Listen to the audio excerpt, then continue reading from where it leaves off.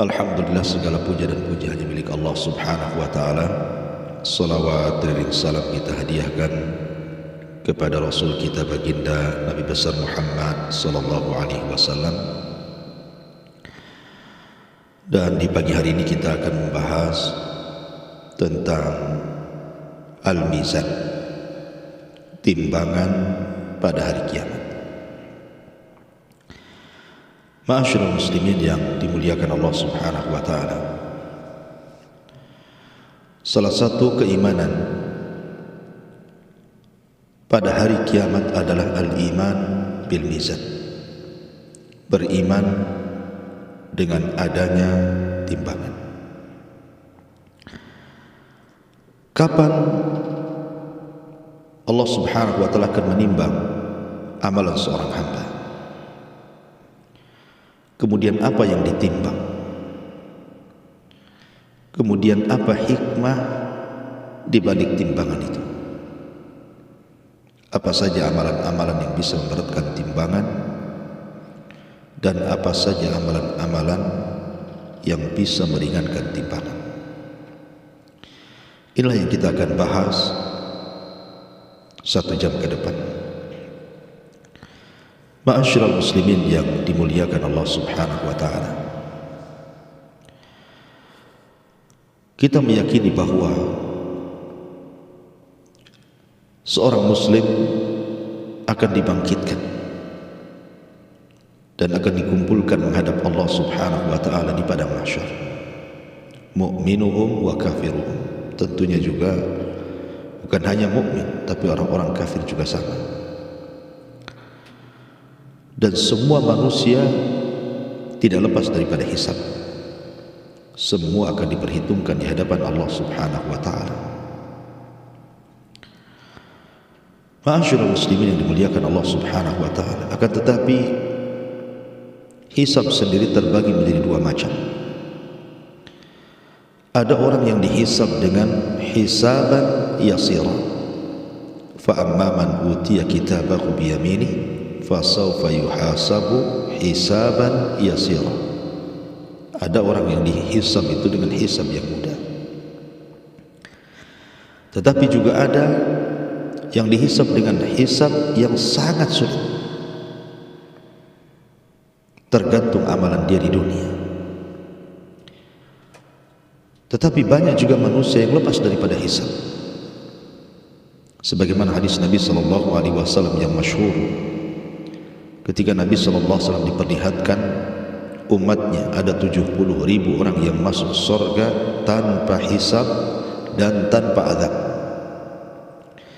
Kemudian Nabi sallallahu alaihi wasallam menyebutkan sifat-sifatnya, alladzina la yastarqun wa la yaktawun wa la yatatayyarun wa ala rabbihim yatawakkalun. Orang-orang yang tidak minta diruqyah, orang-orang yang tidak berobat dengan kai besi yang dipanaskan, dan orang-orang yang tidak tatayyur, menganggap hoki dan sial kepada binatang tertentu atau benda tertentu, dan orang yang menempatkan tawakal hanya kepada Allah azza wa jalla. Ma'asyiral muslimin yang dimuliakan Allah azza wa jalla, tentu hisab ini sesuatu yang melelahkan bagi manusia, karena mereka harus tinggal di padang mahsyar itu 50.000 sana, 50.000 tahun. Apakah ini berlaku kepada seluruh manusia akan tinggal di padang mahsyar itu 50.000 sana, 50.000 tahun? Apakah hanya berlaku kepada orang-orang kafir saja? Sebagian para ulama mengatakan bahwa lamanya waktu ini hanya diberikan kepada orang-orang kafir. Tetapi orang-orang yang beriman, maka mereka disesuaikan dengan hisabnya. Kalau hisabnya yasira, mudah, maka dia tidak akan tinggal lama di situ. Tapi kalau hisabnya asir, sangat sulit, tentu juga akan lama tinggal di padang mahsyar dan melamakan proses jaza, balasan bagi dia. Al-Imam Al-Qurtubi rahimahullahu ta'ala mengatakan bahwa letak timbangan itu setelah hisab.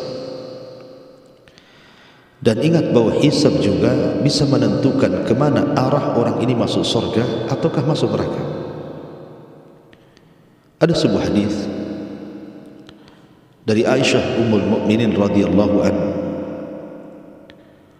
ketika Nabi SAW mengatakan laisa ahadun yuhasabu illa halak, tidak ada manusia yang dihisab kecuali pasti akan binasa. Maka Ummul Mukminin Aisyah radhiyallahu anha mengatakan, ya Rasulullah, ja'alanillahu fidaka alaysa yaqulu Allah azza wa jalla fa sawfa yuhasabu hisaban yasira. Ya Rasulullah, semoga Allah subhanahu wa ta'ala menjadikan diriku sebagai tebusan diri. Bukankah Allah subhanahu wa ta'ala telah berfirman, adapun orang-orang yang diberi catatannya dengan tangan kanannya, fa sawfa yuhasabu hisaban yasira, maka dia akan dihisab dengan hisab yang mudah. Kenapa pula kemudian Anda mengatakan tidak ada seorang hamba yang dihisab pasti akan binasa? Maka Nabi SAW menjawab, yang dimaksud hisab yasir di sini adalah al-ard, hanyalah pembentangan catatan amal, bukan nukish, bukan orang ini kemudian berdialog dengan Allah Azza wa Jalla dengan cara munaqashah. Munaqashah itu artinya berdebat duluan. Kata para ulama mengatakan bahwa hisab itu terbagi dua, ada hisabul ardi dan inilah hisaban yasira. Ada hisab yang asir, yang sangat sulit apabila Allah subhanahu wa ta'ala bermunaqashah, berdebat dulu dengan hamba ini. Lah seorang yang beriman, mereka yang sudah ditentukan masuk surga, maka hisabnya adalah hisabul ardi. Apa hisabul ardi di sini? Maksudnya diingatkan akan nikmat-nikmat Allah, tapi tidak dituntut untuk bertanggung jawab akan nikmat itu. Sebagaimana Allah subhanahu wa ta'ala digambarkan dalam hadis Nabi SAW, inna Allah subhanahu yakhlu yawmal qiyamati bi'abdihi al-mu'min wa yukarriruhu bidhunubihi fayaqulu qad satartuha alayka fid dunya wa ana aghfiruha laka al-yawm.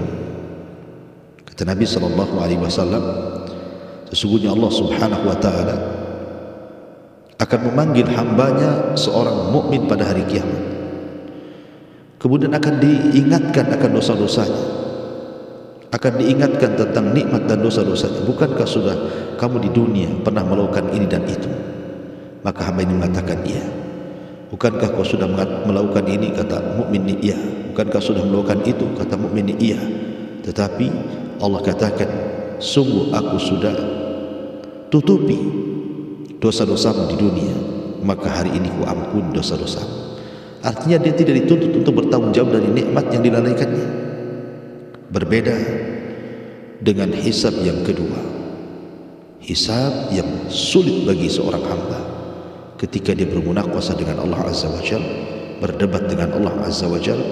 Dan ini yang disyaratkan di dalam ayat Al-Quranul Karim, wa man adlamu mimman iftara 'ala Allahi kadiban ulaika yu'raduna 'ala rabbihim wa yaqulul ashhad haula'i alladhina kadzabu 'ala rabbihim ala la'natullah 'ala zalimin. Dan barang siapa, maka siapa lagi yang lebih zalim daripada orang yang kemudian berlaku dusta terhadap Allah? Mereka lah yang kemudian dibentangkan hisabnya di hadapan Rabb mereka, dan para malaikat akan mengatakan mereka lah orang-orang yang telah mendustakan Rabb mereka. Ingatlah laknat Allah kepada orang-orang zalim. Jadi orang yang kedua ini dihisab, dituntut untuk bertanggung jawab akan dosanya. Bukankah aku sudah berikan kau mata, kemana kau gunakan? Bukankah aku sudah memberikan telinga, kemana kau gunakan? Bukankah aku sudah memberikan lisan, anggota badan, kemana kau gunakan? Jadi dituntut untuk bertanggung jawab akan nikmatnya. Itulah yang disebut sabda Nabi, man nukish halak, siapa yang kemudian berdebat dengan Allah Azza wa Jalla, maka dia akan hancur. Ma'asyiral muslimin yang dimuliakan Allah Subhanahu wa ta'ala, sekali lagi bahwa Setelah proses hisab ini yang melelahkan bagi kaum muslimin, terutama bagi hisabnya yang sangat sulit, maka setelah kemudian selesai hisab, maka ulama mengatakan barulah terjadi apa yang disebut dengan al-mizan. Inilah pembahasan kita, timbangan amal. Ma'asyiral muslimin yang dimuliakan Allah Azza wa Jalla, di dalam Al-Quranul Karim Allah Subhanahu wa ta'ala berfirman, wa nada'ul mawazinal qista li yaumil qiyamah fala tudlamu nafsun syai'a wa in kana mithqala habbatin min khardalin ataina biha wa kafa bina hasibin. Dan kami akan letakkan timbangan-timbangan keadilan pada hari kiamat. Ingat, timbangan ini besar, melebihi besarnya langit dan bumi.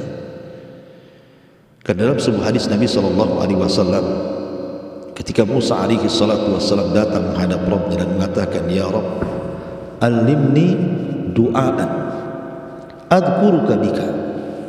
Wahai Rabb, ajarkan kepadaku doa yang aku bisa berzikir dengan doa itu kepadamu. Maka Allah mengatakan, qul ya Musa la ilaha illallah. Wahai Musa, katakan la ilaha illallah. Maka Musa mengatakan, ya Rabb, kullun nas yaquluna hadza. Semua manusia mengucapkan kalimat ini, aku ingin yang lain. Tapi Allah mengatakan, qul ya Musa la ilaha illallah. Kenapa? Karena Allah mengatakan kepada Musa, seandainya langit dan bumi diletakkan di sebuah timbangan neraca, kemudian la ilaha illallah ditimbangan di neraca satunya, malat bihinna la ilaha illallah. Tentu la ilaha illallah akan lebih berat dibandingkan dunia dan isinya, dan juga langit dan isinya. Menunjukkan bahwa timbangan itu besar, melebihi langit dan bumi, karena langit dan bumi pun akan ditimbang. Tentu timbangan harus lebih besar dibandingkan yang ditimbangnya. Dan ingat, timbangan ini adalah timbangan keadilan. Tidak ada yang dirugikan sama sekali. Tidak sebagaimana timbangan di dunia, terkadang dikurangi, terkadang dilebihkan. Tapi timbangan di akhirat tidak akan dikurangi, tidak akan dilebihkan. Karena ini merupakan keadilan Allah Azza wa Jalla, wa nada'ul mawazinal qista di yaumil qiyamah. Dan kami akan letakkan timbangan-timbangan keadilan pada hari kiamat, fala tudlamu nafsun syai'ah. Tidak ada satu jiwa pun yang dizalimi oleh Allah Azza wa Jalla. Di mana? Wa in kana mithqala habbah, walaupun hanya sebiji habbah darah, min khardalin ataina biha, kami tetap akan menimbangnya. Wa kafa bina hasibin, cukuplah kami yang menghisabnya. Ma'asyiral muslimin yang dimuliakan Allah Subhanahu wa taala. Kemudian juga Allah Subhanahu wa taala berfirman tentang timbangan ini, faman thaqulat mawazin fa ulaika humul muflihun wa man khaffat mawazin fa ulaika alladziina khasiru anfusahum fi jahannam khalidun. Adapun orang-orang yang berat timbangannya, maka mereka orang-orang yang beruntung. Adapun orang-orang yang ringan timbangan kebaikannya, maka mereka adalah orang-orang yang merugi, dan mereka akan dimasukkan ke dalam jahanam dan dikekalkan di dalamnya. Ini juga dalil tentang penetapan adanya timbangan pada hari kiamat. Dan juga Allah mengatakan, fa amma man thaqulat mawazinu fa huwa fi 'ishatin radiyah wa amma man khaffat mawazinu fa ummuhu hawiyah wa ma adraka ma hiya narun hamiyah. Barang siapa yang berat timbangan kebaikannya, maka dia akan diberikan kehidupan yang diridhoi oleh Allah. Tapi siapa yang ringan timbangan kebaikannya, maka dia akan dijebloskan ke dalam neraka hawiyah. Apa itu neraka hawiyah? Neraka yang sangat panas, kata Allah. Ini diantara dalil-dalil dari Al-Quran, tetapi banyak sekali dalil-dalil yang tidak bisa disebutkan. Kemudian juga hadis dari Nabi SAW tentang penetapan adanya timbangan. Allah Subhanahu wa taala berfirman, Nabi SAW bersabda, kalimatani habibatani ila rahman khafifatani ala lisan thaqilatani fil mizan subhanallah wa bihamdihi subhanallahil azim. Dua kalimat dicintai Ar-Rahman, berat dalam timbangan dan sangat ringan di lisan, subhanallah wa bihamdihi subhanallahil azim. Maka siapa yang memperbanyak doa subhanallah atau zikir subhanallah bihamdi subhanallahil azim, maka dia sedang memberatkan timbangannya. Karena Rasul mengatakan khafifatani 'alal lisan tsaqilatani fil mizan. Dua kalimat yang ringan tapi memberatkan timbangan. Jadi ada timbangan. Kemudian juga Nabi SAW mengatakan at-tuhur syatrul iman walhamdulillah tamla'ul mizan. Kalimat subhanallah separuh daripada keimanan. At-tuhur maksudnya kebersihan itu separuh daripada keimanan. Dan kalimat alhamdulillah memenuhi dan memberatkan timbangan. Ini dari Nabi SAW juga menunjukkan adanya timbangan. Termasuk juga hadis Anas bin Malik radhiyallahu anhu ketika dia datang kepada Rasul meminta syafaat dan mengatakan, ya Rasulullah, atlub minka syafa'ah, aku menghendaki darimu agar engkau berikan syafaat padaku pada hari kiamat.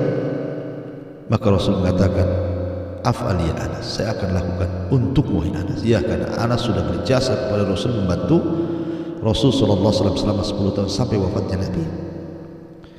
Kemudian Anas bin Malik radhiyallahu mengatakan, ya Rasulullah, fa aina atlubuka, kalau begitu di mana aku cari dirimu kelak pada hari kiamat? Maka Nabi SAW mengatakan, tajiduni indal mawazin, salah satunya adalah temui aku di tempat penimbangan amal. Menunjukkan bahwa adanya timbangan pada hari kiamat. Ma'asyiral muslimin yang dimuliakan Allah Azza wa Jalla. Jadi saya sudah katakan bahwa waktu penimbangan pada hari kiamat itu adalah setelah hisab. Sebagaimana dinyatakan oleh Imam Qurtubi rahimahullah ta'ala, idzan qadal hisab kana ba'dahu waznul amal. Apabila selesai proses hisab, maka setelahnya adalah tinggal penimbangan amal. Dan juga dikatakan innal wazna ba'dal hisab, sungguhnya timbangan itu setelah proses hisab. Jadi dihisab dulu manusia, baru kemudian akan ditimbang amal mereka. Lalu apa saja yang ditimbang pada timbangan itu? Sebagian para ulama mengatakan innal ladzi yuzanu fi dzalikal yawm al-a'malu nafsuha wa annaha tujsamu wa tudau fil mizan. Sebagian para ulama mengatakan bahwa yang ditimbang pada hari kiamat itu artinya adalah amal itu sendiri, dan amal itu akan dibentuk sebagai jism, akan dibentuk, ada jasadnya, kemudian ditimbang. Jadi amalan itu akan dibentuk menjadi jasad dan akan ditimbang. Ma'asyiral muslimin yang dimuliakan Allah Subhanahu wa taala. Sebagian ulama juga mengatakan bahwa 3 perkara yang akan ditimbang. Pertama, orangnya, yang kedua amalnya, dan yang ketiga catatannya. Tapi Anda harus paham bahwa ketika saya katakan bahwa orangnya pun ikut ditimbang, Anda harus bedakan antara timbangan di dunia dengan timbangan di akhirat. Kalau timbangan di dunia manusia itu kemudian ditimbang, tentu yang besar, yang gemuk akan lebih berat dibandingkan yang kecil dan yang kurus dan yang krempet. Tapi bukan itu barometer di akhirat timbangan. Bukan karena badan besar atau badan kecil sehingga timbangan itu memberat atau meringan, bukan. Karena nanti pada hari kiamat akan datangkan orang yang paling gemuk di bumi, didatangkan di hadapan Allah, kemudian ditimbang. Rupanya beratnya tidak sampai melebihi sayap seekor nyamuk. Tapi ada orang yang ditimbang oleh Allah, badannya kecil, seperti kisah Abdullah bin Mas'ud radhiyallahu anhu. Ketika dia naik pohon kurma, datang angin menyingkap pakaiannya, terlihat kedua betisnya seolah-olah hanya daging yang dibalut kulit, daging yang dibalut tulang. Saking kurusnya Abdullah bin Mas'ud radhiyallahu anhu. Sahabat pun tertawakan Abdullah bin Mas'ud. Karena apa? Diqqati syaqqaihi, karena apa namanya, kurusnya betis kedua betis Abdullah bin Mas'ud ini. Semua sahabat tertawa. Maka Nabi SAW mengatakan, jangan kalian tertawakan kedua betis Abdullah bin Mas'ud. Sebab kalau seandainya kedua betis itu ditimbang di hadapan Allah, masih lebih berat dibandingkan gunung Uhud ini. menunjukkan bahwa bukan itu timbangan, dan berbeda mikias aturan timbangan dunia dengan akhirat. Karena yang ditimbang itu bukan hanya manusianya, tetapi amalannya dan juga catatannya, dan itulah yang menentukan berat dan tidaknya sebuah timbangan. Ma'asyiral muslimin yang dimuliakan Allah Azza wa Jalla, lalu apa hikmahnya? Kenapa Allah Subhanahu wa ta'ala membuat timbangan amal bagi hamba-hambanya pada hari kiamat? Yang pertama, zuhur athari asma'illahi wa sifatih, untuk menampakkan pengaruh-pengaruh nama-nama Allah dan pengaruh sifat-sifat Allah Subhanahu wa ta'ala. Fallahul alimul khabir al-muhsi, bahwa Allah Subhanahu wa ta'ala zat yang maha alim dan maha menyingkap segalanya, sehingga ketika manusia ditimbang tidak ada yang tersembunyi bagi Allah Subhanahu wa ta'ala. Dan itu menunjukkan tentang nampaknya pengaruh daripada nama dan sifat bagi Allah, di mana Allah itu alim, mengetahui segalanya. Maka dengan timbangan itu baru hamba mengetahui ternyata amalan baiknya lebih berat ataukah amalan buruknya yang lebih berat. Kemudian yang kedua, bayan qudratihi ta'ala, bahwa dengan adanya timbangan ini menjelaskan tentang kemampuan Allah untuk menghisab makhluknya. Kemampuan Allah untuk menghisab makhluknya, di mana baik kecil ataupun besar tetap ada nilainya. Makanya Allah mengatakan, faman ya'mal mithqala dzarratin khairan yarah wa man ya'mal mithqala dzarratin syarran yarah. Apa itu dzarrah? Dzarrah itu kalau Anda sedang dalam rumah, kemudian datang cahaya matahari lewat jendela, kemudian Anda buka jendela itu, kemudian Anda melihat ada debu yang berterbangan di antara cahaya-cahaya matahari itu. Itu disebut dzarrah. Barang siapa yang beramal sebiji dzarrah itu, tetap Allah akan balas. Jika kebaikan, Allah balas kebaikan. Jika keburukan, Allah balas dengan keburukan. Faman ya'mal mithqala dzarratin syarran yarah. Ma'asyiral muslimin yang dimuliakan Allah Azza. Jadi hikmah yang kedua, bayan qudratihi, bahwa Allah Subhanahu wa ta'ala sangat mampu menghisab baik yang kecil ataupun yang besar. Kemudian yang ketiga, izharu annahu la tusawi bainal muhsin wal musii. Ingatlah bahwa dengan adanya timbangan, Allah hendak membedakan bahwa tidak sama orang-orang yang berlaku kebaikan dan orang yang berlaku kejahatan, di mana para pelaku kebaikan akan memberatkan timbangan baiknya, dan para pelaku kejahatan akan memberatkan timbangan jahatnya. Oleh karena itulah maka Allah Subhanahu wa ta'ala mengatakan, wa man ya'mal mithqala dzarratin khairan yarah wa man ya'mal mithqala dzarratin syarran yarah.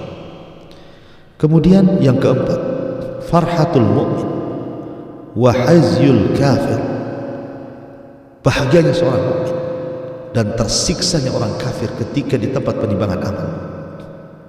Makanya jangan pernah meremehkan sekecil apapun kebaikan, karena semua akan ditimbang.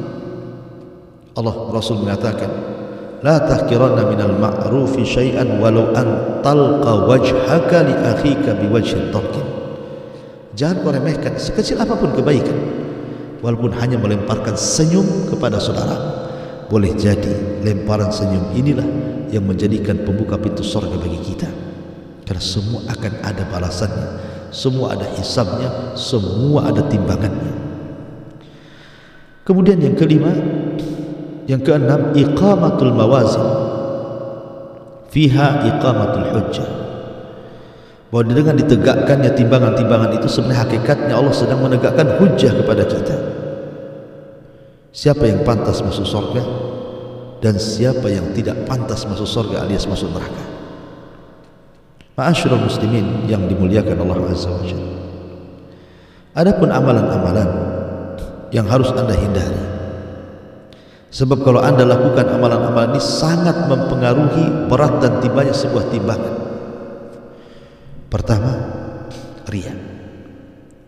Nabi SAW mengatakan, inna akhwafa ma akhafu alaikum syirkul asghar, sesungguhnya yang paling aku khawatirkan menimpa kalian adalah syirik kecil. Kila, dikatakan, apa itu syirik kecil wahai Rasul? Maka Rasul mengatakan, ar-riya, Anda beramal ingin dipandang manusia. Kemudian Nabi SAW membacakan sebuah hadis qudsi Yaqulullahu azza wa jalla lahum yawmal qiyamah idza hujizan nasu bi a'malihim idhabu ila alladhina kuntum tarauna fid dunya.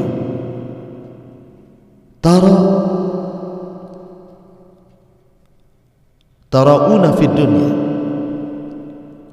Allah berfirman pada hari kiamat apabila manusia dibalas dengan amal-amal mereka, maka Allah perintahkan, pergilah kepada orang-orang yang ketika di dunia kau meminta pujian dari mereka, pergi kepada mereka. Ya, ingat bahwa seseorang akan membalas dengan dirinya sendiri dan tidak ada campur orang lain, dan orang yang dibuat ria oleh dia tidak ada manfaatnya pada hari kiamat, karena pada hari kiamat yang menentukan Allah Jalla fi'ula dengan permintaan syafaat para nabi dan yang lainnya. Ma'asyiral muslimin yang dimuliakan Allah Azza wa Jalla, termasuk juga dari sini menunjukkan bahwa ria itu salah satu peringan timbangan pada hari kiamat. Maka jangan pernah ria, karena itu penyebab kenapa timbangan kita akan ringan di hadapan Allah Subhanahu wa ta'ala. Ma'asyiral muslimin yang dimuliakan Allah Subhanahu wa ta'ala, kemudian juga yang bisa memberatkan timbangan adalah seseorang melakukan kezaliman sampai merugikan orang lain. Karena kita ingat hadis muflis, hadis bengkrak, hadis yang menakutkan bagi kita karena menceritakan tentang seseorang yang bangkrut pada hari kiamat.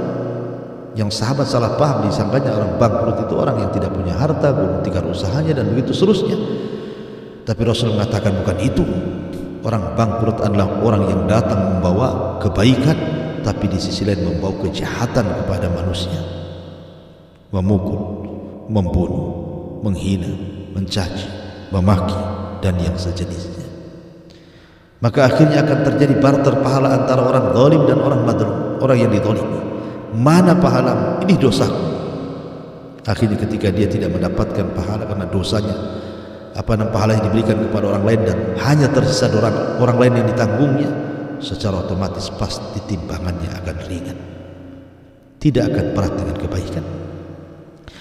Ma'asyiral muslimin, termasuk juga intihak al-hurumat, merobek keharaman-keharaman yang harusnya dijauhi di saat manusia tidak melihatnya. Kan ada sebagian orang, kita tahu bahwa maksiat itu sesuatu yang dibenci dalam hati kalau seandainya manusia melihatnya, sehingga akhirnya banyak orang bermaksiat itu orang tidak tahu, hanya dia dengan Allah Azza wa Jalla. Tapi sesungguhnya maksiat yang seperti ini sangat bahaya karena bisa mengurangi timbangan. Nabi SAW mengatakan, akan datang dari umatku pada hari kiamat dengan membawa kebaikan amsala jibalit tahama atau tihama, sebesar gunung Tihama yang sangat-sangat putih. Wa yaj'aluhu Allahu haba'an mansura, maka Allah jadikan amalan